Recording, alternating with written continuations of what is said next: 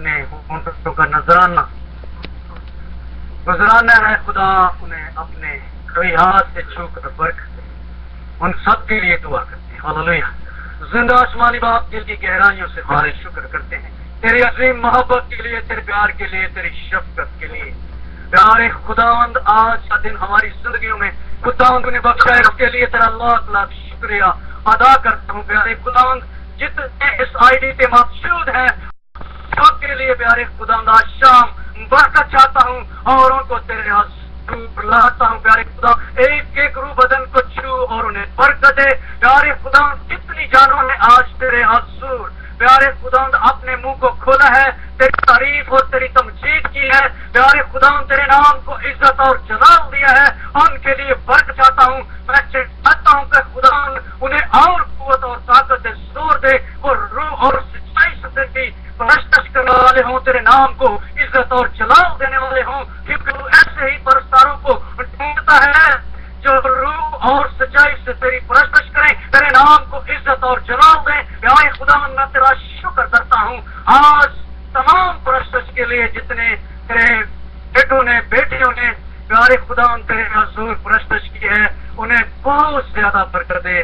प्यारे खुदा, आज के मुस्लिम के लिए, प्यारे खुदा, आज के तेरे पैगंबर के लिए, आज के तेरे खादम के लिए तेरे सामने दरखास्त करते हैं हम सब मिलकर। प्यारे खुदा, अपना उससे कुव्वत ताकत और जोर दे, अपना कलाम उसके अंदर भर दे, ताकि वो कलाम जब तेरे लोगों के साथ शेयर करने वाला है तो प्यारे खुदा वो कलाम जब तेरे लोगों के साथ शेयर करता है तो प्यारे खुदा वो कलाम 100 गुना फल लाने वाला। प्यारे खुदा वो जिंदगियों पर असर पजी।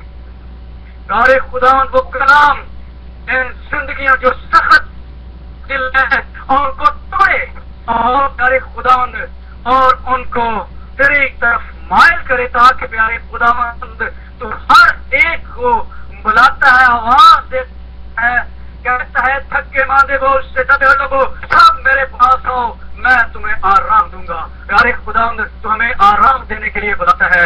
प्यारे खुदावंद तू हमारे साथ प्यार करता है, तू हमारे साथ शफकत करता है, लिए तो हमें बुलाता है, आवाज देता है और कहता है बोझ से दबे लोगों सब मेरे पास आ जाओ। प्यारे सब आज तेरे आवाज को तेरे बंद के वसीला से सुनने वाले हूँ और मैं सुनने वाली ना हो के उस पर अमल करने वाले हूँ। कलाम उन सख्तियों को तोड़कर प्यारे खुदा अपनी पाक प्यारे खुदा उन जिंदों को की दलदल से निकालने वाला हो। और खुदा बहुत सारे लोग आज काम सुनकर अपनी जिंदगी को तब्दील करें और प्यारे खुदावंद जो तेरे हजूरी से तेरे कलाम से प्यारे खुदावंद दूर हो चुके हैं उनके लिए भी प्यारे खुदावंद मैं दुआ करता हूँ कि आज तेरा कलाम प्यारे खुदा जो तेरे बंदा के वसीला से सुनने वाले हैं, जो रूह ठंडे पड़ गए हैं, प्यारे खुदा मैं चाहता हूँ कि वो आज तेरे कलाम को सुनकर प्यारे खुदावंद बरकत पाए। वो रूहें जो ठंडी पड़ है वो गरमाई खाए, प्यारे के अंदर बेदारी आए और प्यारे खुदावंद वो फिर से बहाल हो जाए और प्यारे खुदावंद तेरे नाम को इज्जत और जलाल देने वाले। प्यारे खुदावंद जितनी देर से प्यारे खुदावंद हम तेरे हसूर चुके हैं, तुम्हारी मदद और रहनुमाई कर रहा है। प्यारे खुदावंद जितना वक्त गुजरा है इसके लिए तेरा शुक्र करता हूँ और प्यारे खुदावंद बाकी मादा वक्त के लिए प्यारे खुदावंद मैं तेरे तमाम बच्चों को, तेरे बेटों को, बेटियों को तेरी हजूरी में रखता हूँ। प्यारे खुदावंद तेरा हाथ इनके ऊपर टिका रहे और प्यारे खुदावंद जब तेरे बंदा से कलाम सुने तो प्यारे खुदावंद उस कलाम के वसीला से बहुत सारी बरकत पाने वाले हैं। प्यारे खुदावंद हमारी बरकत की छोटी सी इल्तिजा दरख्वास्त को सुन कबूल कर मसीह खुदावंद के वसीला से, आमीन।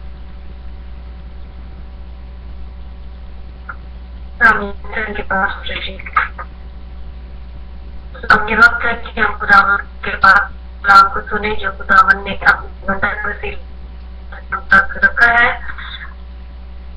जो जरूरत है मैं खुदा changing my struggles share करें. खुदावंद का शुक्र हो मसीह में मेरे तमाम भाई और बहनों, और जो सुनते हैं, जो देखते हैं, तमाम सुनने वालों और देखने वालों, आपकी खिदमत में अदाब अर्ज करता हूँ। खुदावंद का कलाम दो-धारी तलवार है, एक सख्त ग़ज़ा भी है और नरम ग़ज़ा भी। नरम ग़ज़ा उसलिए कि जो सीखने वाले हैं वो क़ुव्वत पाएं, और सख्त ग़ज़ा इसलिए कि जो क़ुव्वत हासिल करते हैं वो उस क़ुव्वत को बरकरार रखें। सॉरी, मैं चाहूँगा आपको ये बता दूँ कि मेरा कंप्यूटर ऑटोमेटिकली रीस्टार्ट हो रहा है। अगर बीच में मुनक़ता हो गया तो मैं दोबारा आपके साथ कनेक्ट होऊंगा। 7 मिनट बाकी हैं, पता नहीं ऑटोमेटिकली आ गया। Restart your computer to finish installing important up to dates, तो वो ऑटोमेटिकली आ गया। तो मेरा ख्याल है बंद होगा 2-3 सेकंड के लिए। तो मैं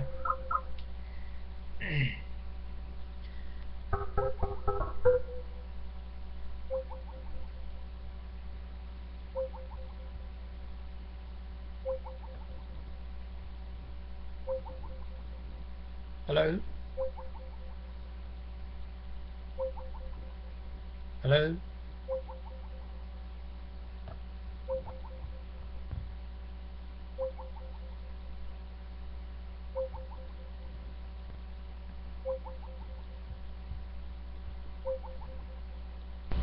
कह रहे हैं कि अभी कनेक्ट हो गए हैं वो, मतलब हेलो ओके जी, हेलो जी डॉक्टर साहब आवाज आ रही है। जी, शुक्रिया। अब हम देखते हैं आज खुदावंद के कलाम में से कि खुदावंद ने हमें इस तरह कायम किया हुआ है, इस तरह असेंबल्ड किया है और इस तरह यूनाइट किया है कि बयान से बाहर है। यह खुदा की कुदरत है। आप जिस तरह देखते हैं कि एक स्टोर में जो मालिक होता है दुकान का, वो बड़े तरीके से अपने कस्टमर के लिए सहूलतें मुहैया करता है और प्रॉपरली अल्फ़ाबेटिकली स्टोर में चीज़ें रखी जाती हैं, और जब खरीदार अंदर आता है तो उसे अच्छा लगता है कि हर चीज़ जो है वो बाकायदगी से उसे मिल जाती है। और जिस स्टोर में आप जाते हैं अगर वो बाकायदगी से नहीं रखा गया तो खरीदार का दिल उसमें नहीं मानता और वो नहीं जाता। ये तो मैं दुनियावी बात कर रहा था। इसी तरह खुदावंद ने हमारे जिस्म में ऐसी चीज़ें स्टोर कर दी हैं जो अपने अपने वक्त के मुताबिक, अपनी अपनी ज़रूरियात के मुताबिक इस्तेमाल होती हैं। किनके लिए? उनके लिए जो खुदा को नहीं जानते। खुदा का मकसद आने का, यसू का मकसद आने का इस दुनिया में यही था कि वो खुदा की बातों को उन लोगों तक पहुंचाए जो नहीं जानते। तो हम शुक्र अदा करते हैं कि खुदावंद हमें इस्तेमाल करता है और हम इस्तेमाल होते हैं। आज जो इम्पोर्टेंट बात है मैं आपसे करने लगा हूं वो पहला करंथियों उसका 12वां बाब आप निकाल लीजिए। पहला करंथियों उसका 12वां बाब निकाल लीजिए। हम इसमें देखेंगे जो अहम और इम्पोर्टेंट बात है वो ये है कि जब हम मुंसलिक होते हैं, मेंबर होते हैं, स्टोर किए होते हैं, तो हम ये ना सोचें कि हम ब्लेस्ड लोग हैं और ہم ہی بہتر ہیں، یا ہم بیپٹائز لوگ ہیں تو ہم ہی بہتر ہیں، یا ہم پریچ کرتے ہیں تو ہم ہی بہتر ہیں۔ یہ کون کرتا ہے؟ یہ وہ پاک روح ہے جو ہمیں دیا گیا ہے۔ اس نظریے سے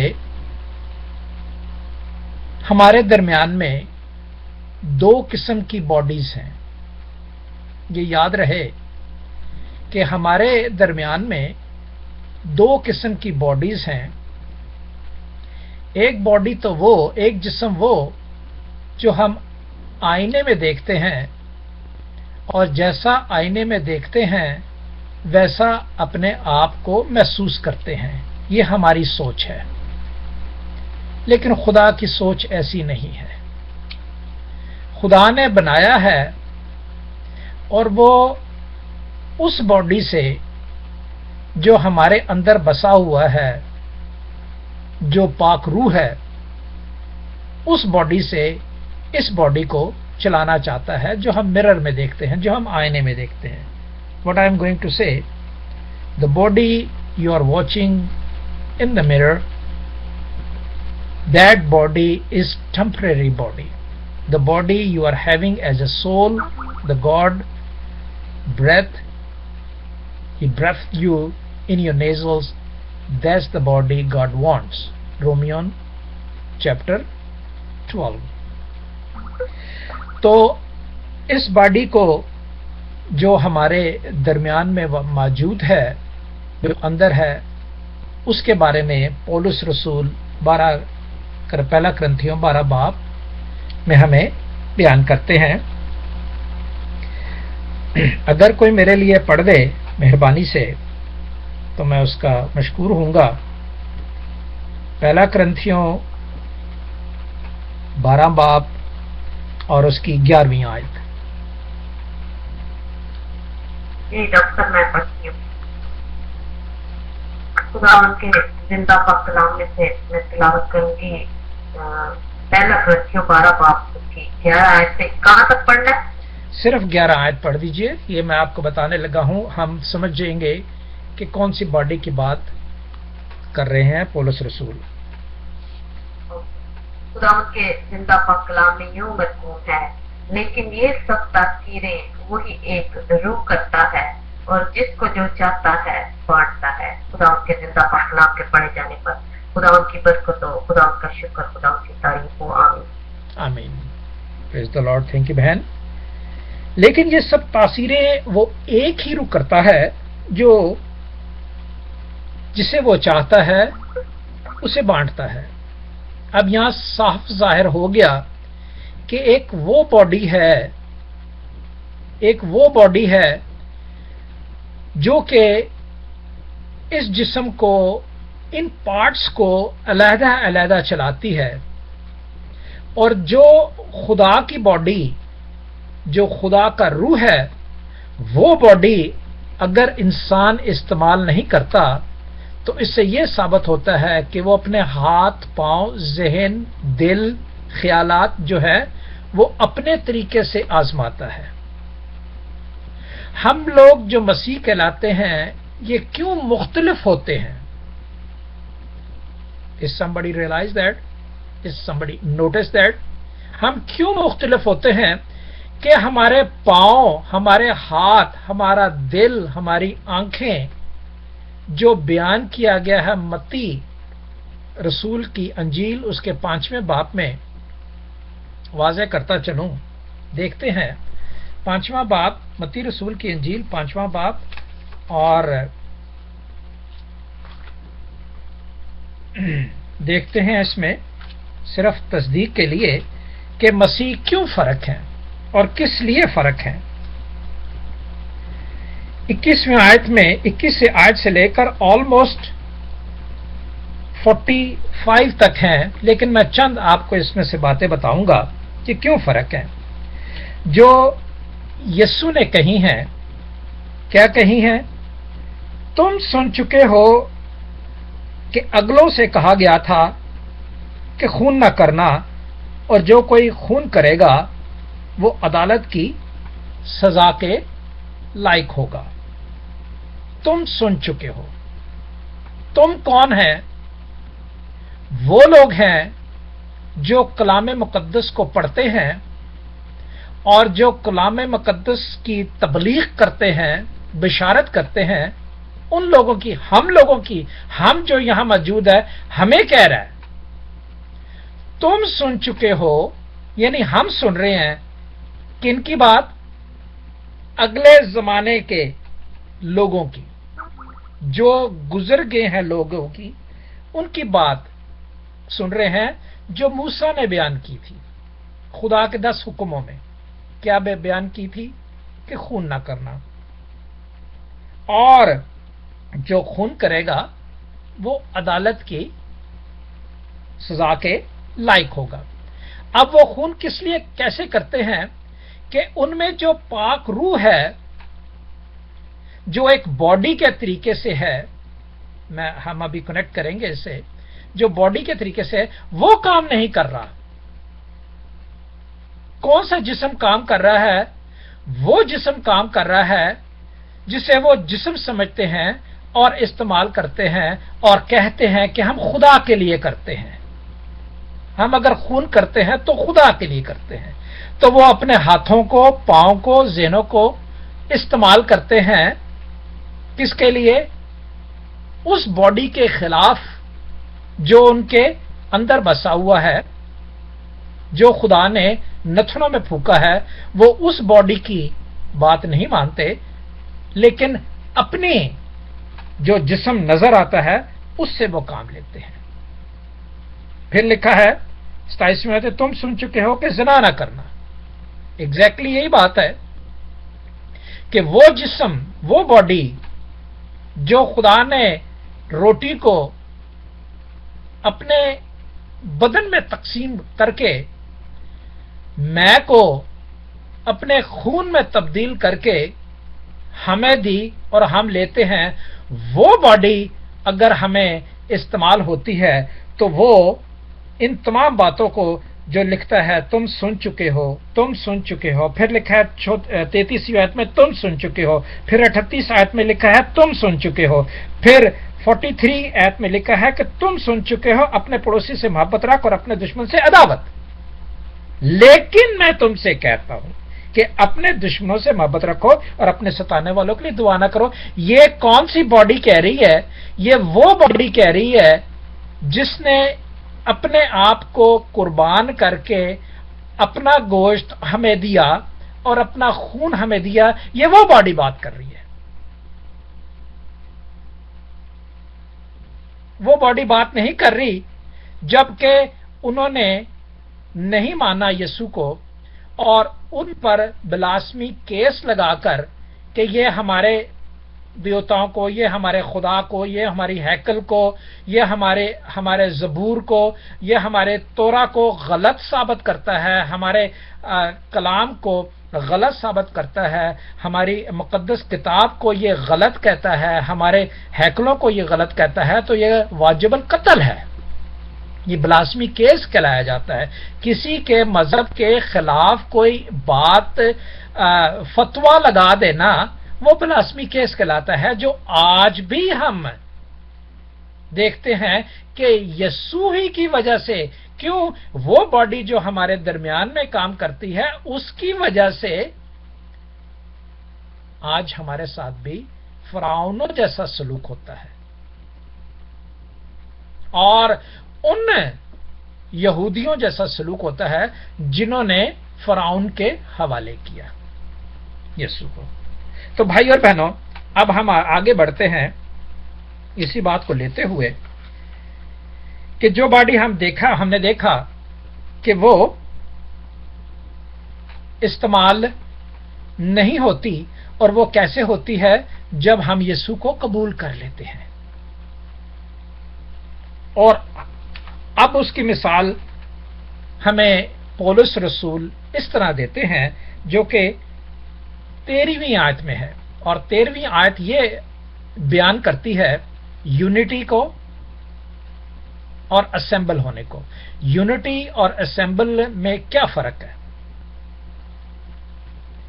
यूनिटी वो है جو جسم اور ایمان کے ساتھ آپ ایک کام کو کرتے ہیں. اسمبل وہ چیز ہے جو جوڑ تو دیا جاتا ہے لیکن کام نہیں کرتا. جس طرح کار لے لیں، کمپیوٹر لے لیں. کمپیوٹر کو آپ اسمبل ضرور کر لیں، ٹھیک ہے، اس کو جوڑ دیں، اس کا ہارڈ ورک علیحدہ ہوتا ہے اور سافٹ ورک علیحدہ ہوتا ہے. ہارڈ ویئر جو ہوتا ہے وہ اس کے اندر ہوتا ہے اور سافٹ ویئر وہ ہوتا ہے جو پروگرام ہوتے ہیں. اگر ہارڈ ویئر لگا دیا جائے اور پروگرام ڈاؤن لوڈ نہ کیے جائیں تو کمپیوٹر کام نہیں کرتا. اور اگر ڈاؤن لوڈ آلریڈی ہو پروگرام اور اس کا ہارڈ ویئر جو ہے وہ خراب ہو جائے تو کمپیوٹر کام نہیں کرتا. تو ہم کیا دیکھتے ہیں؟ وہی بات دیکھتے ہیں جو پولس رسول نے کہی ہے. کس نظریے سے کہی ہے؟ اس نظریے سے کہی ہے کہ ہم اس فخر میں داخل نہ ہو جائیں جو ہمارے درمیان میں کبھی کبھی بہت لوگوں میں، مسیحوں میں وہ پایا جاتا ہے. تو 13ویں آیت میں لکھا ہے، کر دیجئے ورنہ میں پڑھتا ہوں.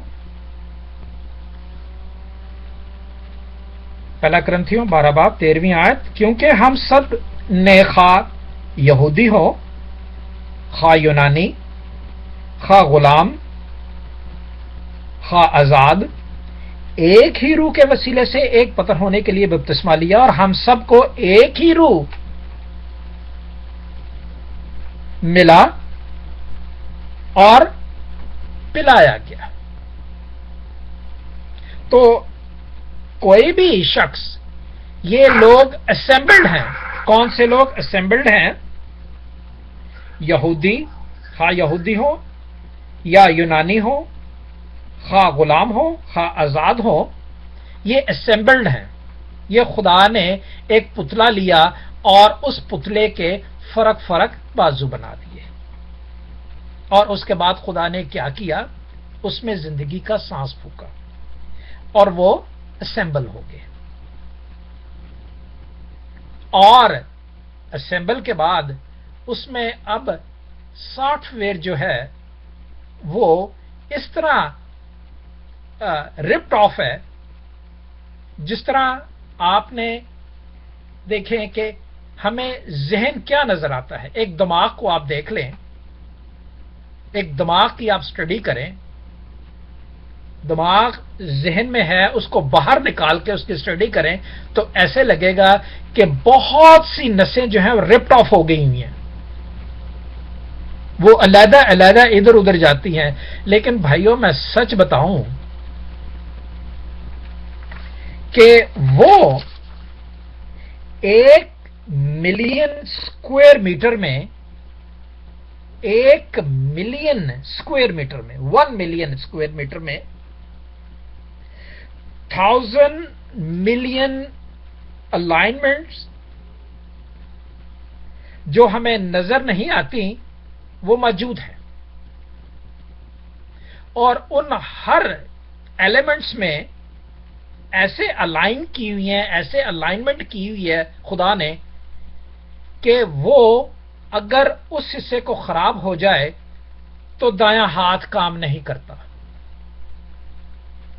اور اگر اسی دماغ میں اس ایلیمنٹ کو جو الائنمنٹ خداوند نے ایگزیکٹلی اسی جگہ کی ہے اگر وہ خراب ہو جائے تو دل کام نہیں کرتا، ٹانگیں نہیں کام کرتی، آنکھیں نہیں کام کرتی. فرق اسی طرح جس طرح ہمارا ظاہری جسم جو کام کرتا ہے اور ہم سمجھتے ہیں کہ دایاں ہاتھ خراب ہو گیا ہے تو ہم خدا سے دائیں ہاتھ کے لیے دعا کرتے ہیں، لیکن وہ خرابی کہاں سے پیدا ہوئی؟ وہ خرابی اس دماغ سے پیدا ہوئی جو اندر بڑے ہی نسوں میں رپٹ آف ہے اور ہمیں پتہ نہیں ہے کہ اس کی خرابی کہاں ہے. وہ کون جانتا ہے؟ وہی جانتا ہے جس نے اسمبل کیا ہے. اور جس نے اسمبل کیا ہے وہ خدا ہے. جس طرح کمپیوٹر کو اسمبل انسان نے کیا ہے، کمپیوٹر انجینئر نے کیا ہے، سافٹ ویئر انجینئر نے نہیں، ہارڈ ویئر انجینئر نے.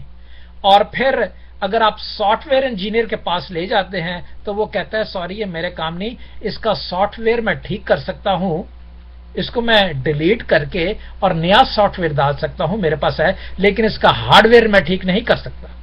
اس کو آپ کو ہارڈ ویئر انجینئر کے پاس لے جائیں تو وہ کیا ہوتا ہے، ہارڈ ویئر انجینئر کے پاس جاتے ہیں. تو اس طرح بھائیو اور بہنوں یہی سوچ لیں کہ یسوع جو ہمارے درمیان میں آیا ہے وہ ہارڈ ویئر کو ٹھیک کرنے کے لیے آیا ہے اور اپنا نیا سافٹ ویئر جو ہے وہ ہمارے ذہنوں میں ڈال دیتا ہے. خدا نے جو ہارڈ ویئر بنایا تھا ہم نے اپنے ہی غلط کاموں کی وجہ سے، آدم نے، نوح نے، داؤد نے، سلیمان نے، موسیٰ نے، ان تمام نے اس سافٹ ویئر کو، اس ہارڈ ویئر کو خراب کیا. نافرمانی سے، قتل سے، زنا سے، دوسرے لوگوں کی پوجا کرنے سے، آئیڈیل خدا کو لوگوں کو ماننے سے بہت طریقے ہیں. لیکن اس ہارڈ ویئر کو کس نے ٹھیک کیا؟ یسوع المسیح نے. اسی لیے اس نے ہمیں خون اور گوشت دیا تاکہ اندر کا حصہ ٹھیک ہو، باہر کا حصہ نہیں بلکہ اندر کا حصہ ٹھیک ہو. تو بھائیو اس طرح ہم کیا دیکھتے ہیں، اگر 15ویں 16ویں 17ویں آیت پڑھ دیں تو بہتر ہے، اور 18ویں آیت، ورنہ میں پڑھ دیتا ہوں. پہلا کرنتھیوں 12 باب 15 16 17 18.